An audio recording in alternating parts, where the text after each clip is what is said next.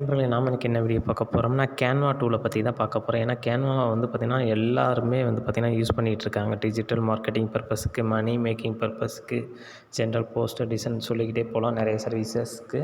ஆனால் நமக்கு வந்து பார்த்திங்கன்னா அதை யூஸ் பண்ண ஆசை இருக்கும். ஆனால் அதுக்கான ஸ்கில்லு இருக்காது. அதை எப்படி யூஸ் பண்ணணும்னு தெரியாது. அது இங்கிலீஷில் தான் நிறைய பார்த்துருப்போம். ஆனால் தமிழில் நம்ம அதை எப்படி ஸ்டெப்பாக யூஸ் பண்ணுறது வீடியோஸ் இருக்கும். ஆனால் புரியாமல் கூட இருக்கலாம். ஆனால் உங்கள்கிட்ட சாட்ஜிபிடி அல்லது வந்து க்ளவுடோ அல்லது வந்து ஜெமினியோ எந்த ஒரு அப்ளிகேஷன் வச்சுருந்தாலும் நீங்கள் அதை ஈஸியாக கற்றுக்கலாம். யாரோட உதவி இல்லாமல். இந்த வீடியோ உங்களுக்கு ரொம்ப யூஸ்ஃபுல்லாக இருக்கும். நீங்கள் சாட்ஜிபிடி யூஸ் பண்ணால் அந்த அப்ளிகேஷனை ஓப்பன் பண்ணிக்கோங்க. ஓப்பன் பண்ணிவிட்டு நீங்கள் டெக்ஸ்ட் அல்லது வந்து பார்த்திங்கன்னா வாய்ஸ் கொடுத்துங்க. நான் வாய்ஸ் கொடுக்குறேன். சாட்ஜிபிடி வணக்கம். கேன்வா டூலை நான் எப்படி யூஸ் பண்ணோம், எனக்கு அதை பற்றி சுத்தமாக எந்த ஒரு நாலேஜு ஸ்கில்லு கிடையாது. எனக்கு அதை ஆரம்பத்திலேருந்து மாஸ்டர் லெவல் வரை எனக்கு ஸ்டெப் பை ஸ்டெப் ப்ராசஸராக கொடு, அது ரொம்ப சிம்பிளாக கொடு, தமிழில் புரிகிறப்பில் கொடு. நீ சொல்லக்கூடிய விஷயத்தை வச்சு நான் அதை ப்ராக்டிஸ் பண்ணி பார்க்கணும்.